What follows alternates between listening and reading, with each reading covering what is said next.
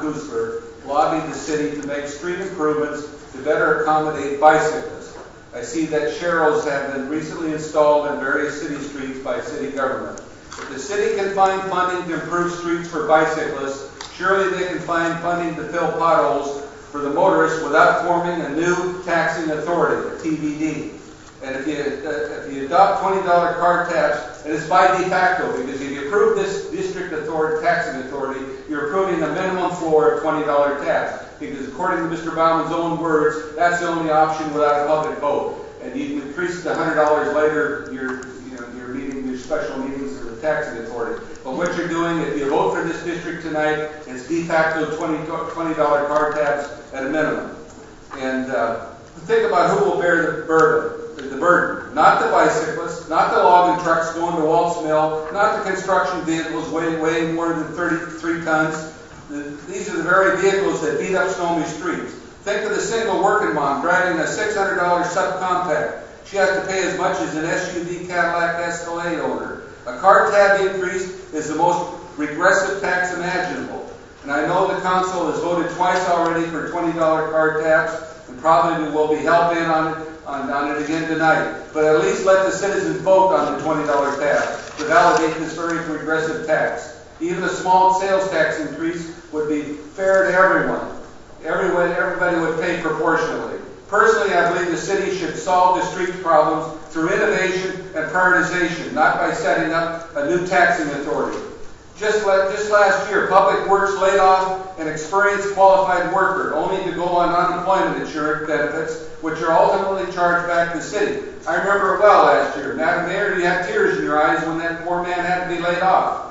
Then this summer, Public Works hired someone off the street, Mr. Busey, into the department. Before you ask the citizens for more money, how about hiring freeze throughout city government? How about the management team taking a 10% pay cut? How about city council members donating their salaries back to the general fund? And Madam Mayor, give us an update. How many council members donated their salary? I know you said you do. Let the citizens know how much the council donates. I see in my utility bill, there's a flyer that said that the council budget's almost $200,000.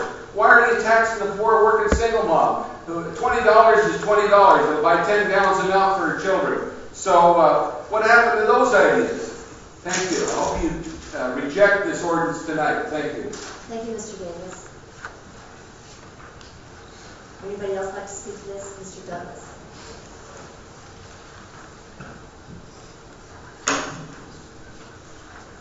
Hi, Mayor, City Council. My name is Dave Douglas, 818 Mill Avenue.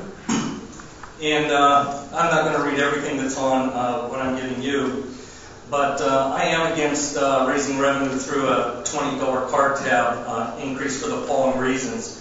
It will target a small group to pay for impacts caused by a much larger group, and will raise the least amount of revenue and not nearly enough to be effective. It will reflect the council placing their will on citizens without giving them a say by avoiding a vote. It will make it more expensive for residents to live in a place that already has a relatively high cost of living. Some people will just register their vehicles elsewhere through a relative or friend or not at all in order to avoid paying the tab fee.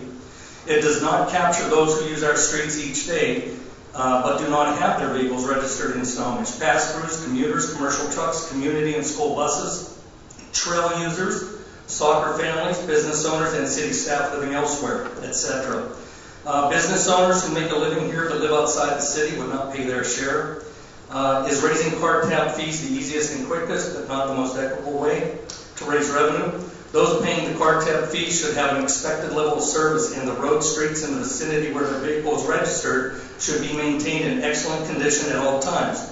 What is the city's plan for responding to requests for emergency and routine service for repairs? If revenue is raised through other means, it further removes the personal service aspect, making it more reasonable for the city to deliver a satisfactory level of service.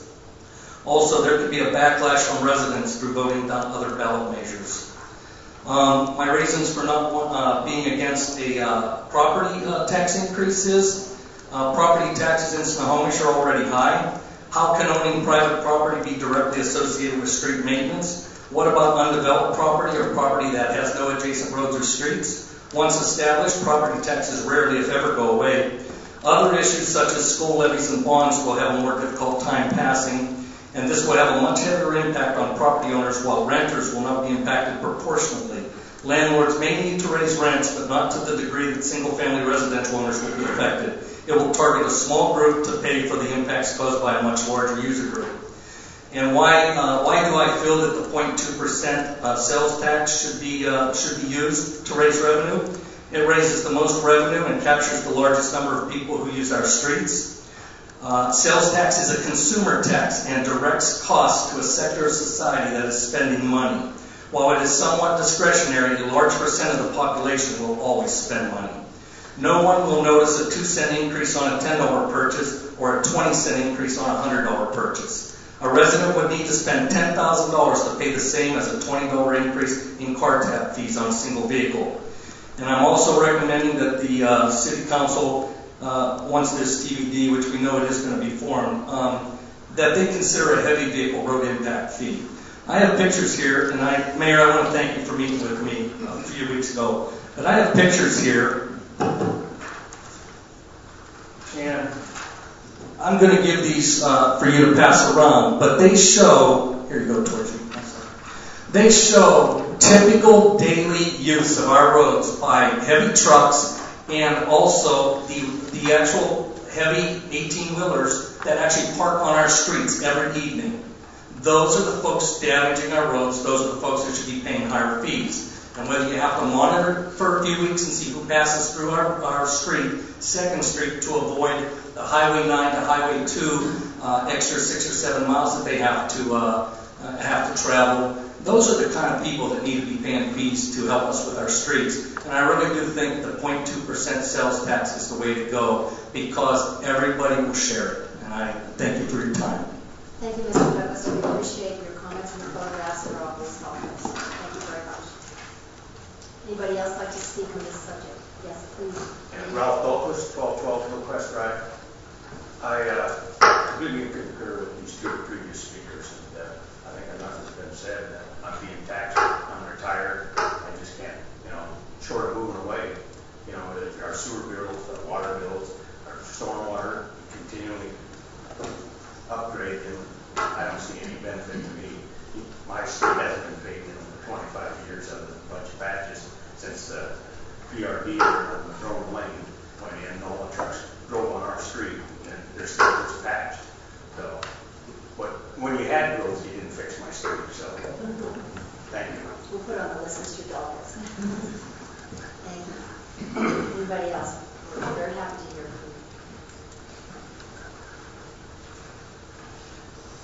you. Richard Cook of 2321 10th Street, Snohomish.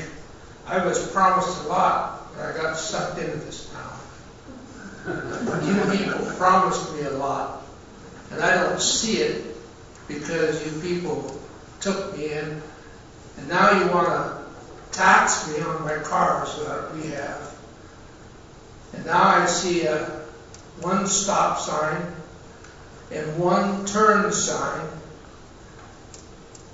and that's about all you did to the roads out by my house. So I think for what you want to do, it's very it does not fit the proper thing at all to tax my wife's car and my own car. I just do not see where you're coming from, except to try to get money for nothing. I mean, that's my feeling, is that you're just not going to produce anything with it. Okay. Thank you, Mr. Cook. Anybody else like to speak on this subject? Subject is the formation of a transportation benefit district, and the funding issues will come later, assuming the district is formed. Yes, Mr. Cole. Edward Cole, 1910 Bickford Avenue. I wasn't going to say anything tonight, but I want to pass on some comments I've heard from the community. And there seems to be an underlying feeling, and some of this is generated by governments above us, like the state level particularly, and maybe some at the federal level. But the comments I've heard about the proposed tax is that, and it's something we've heard on other issues, there's a feeling that the city doesn't have a revenue problem as much as it has a spending problem. And that trying to increase revenue through these other techniques does not address the real problem that we face in government today, which is mostly a spending problem rather than a revenue problem. And I just want to, I guess my concern is that there's a perception among our community that raising taxes in this manner is sort of flying in the face of not dealing with the real problem. So I just want to pass that on. I'm not really taking a strong stand on this transportation district one way or the other, except I think it's a message that's not going to resonate well in the community. Thank you. Thank you, Mr. Cole, for your perspective and ear to the ground community. Interesting subject. Of course, we wrestle with declining budgets all the time, declining services as a result of that. Anybody else want to speak? All right, I'm going to close citizen comments and turn this over for council deliberation and action regarding the issue of adopting